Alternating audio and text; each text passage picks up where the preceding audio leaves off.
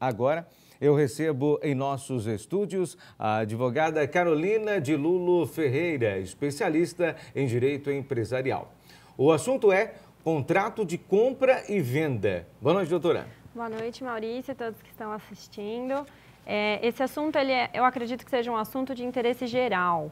Muitas pessoas, na hora de adquirir um imóvel, têm dúvida do que fazer, como proceder e quais são os procedimentos necessários para que o negócio seja perfeito, ou seja, para que não haja vícios nem riscos para cada parte. Isso é importante em diversos aspectos, né? Então, aí são envolvidos diversos documentos necessários, questão de certidões, minutas.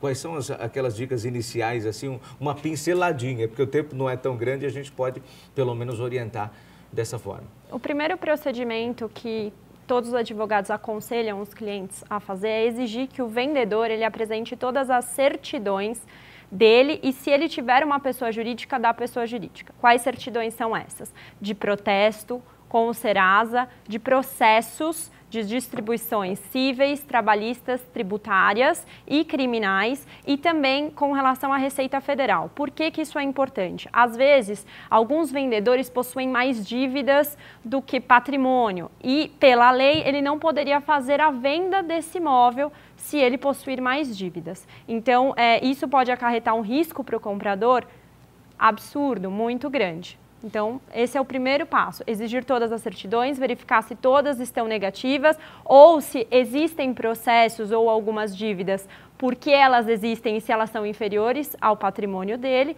e assim proceder com a escritura, que seria, na verdade, um instrumento particular de compra e venda. É essa a questão. Quando a gente entra na escritura, vai também para o registro. É importante também esse passo. Sim, quando é elaborado um instrumento particular de compra e venda, é muito importante que ele seja completo, ou seja, que não haja vícios, contendo no preâmbulo a qualificação completa das partes, objeto, cláusulas de pagamento, condições e multa e hipóteses de rescisão.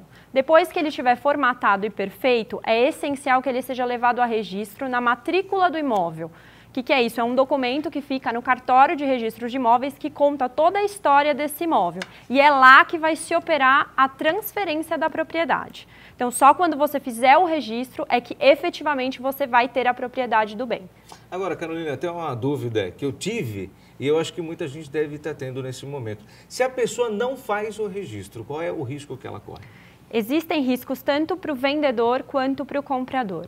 Para o vendedor, se ele não faz a transferência e o comprador, na posse desse imóvel, por exemplo, parar de pagar o IPTU, o vendedor, será demandado pelo fisco, porque ele deixou de registrar, então a propriedade continua em seu nome.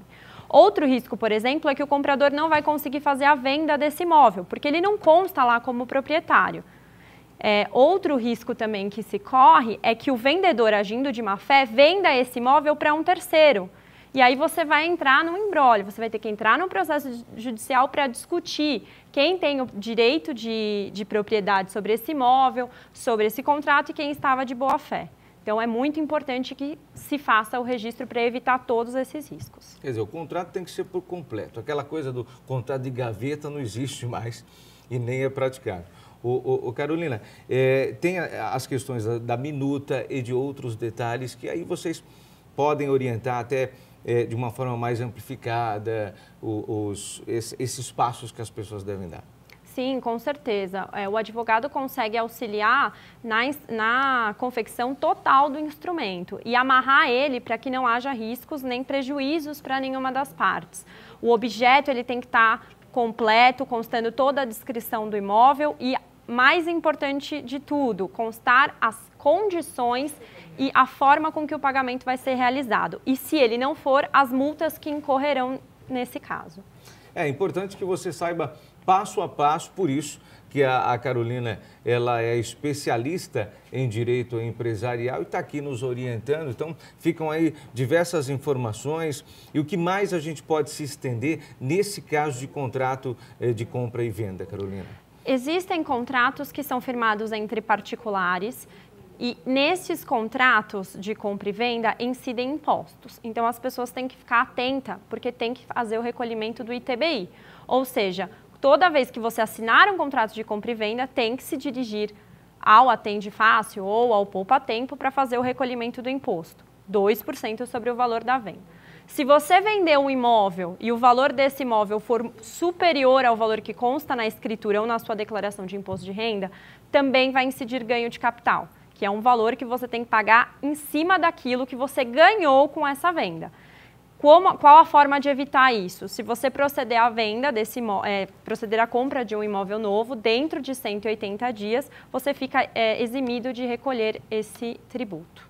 Agora, só com essas, né, que são informações valiosas, não basta para que você tenha noção de que você pode sozinho fazer. É importante um especialista, um profissional, um advogado acompanhar tudo isso para que seja feito dentro da perfeita ordem. Correto, Carolina? Correto. Nós entendemos que com o auxílio do advogado, ambas as partes ficam protegidas, o negócio flui melhor e o registro se opera de uma forma mais fácil, porque às vezes o contrato ele é feito e se esquecem algumas burocracias necessárias para registro. Então, toda vez que você faz a entrada no cartório de registro de imóveis, ele volta e você não consegue fazer porque teve uma nota de devolução com requisitos.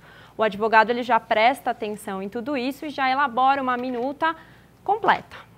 E já tem, é claro, através do próprio conhecimento, né, ele pode te orientar melhor e você fazer aí um negócio de maneira perfeita. Batemos um papo e tivemos muitas informações valiosíssimas por conta da advogada especialista em direito empresarial, Carolina de Lulo Ferreira. Muito obrigado, uma boa noite para você, viu? Obrigado, é um prazer estar aqui novamente.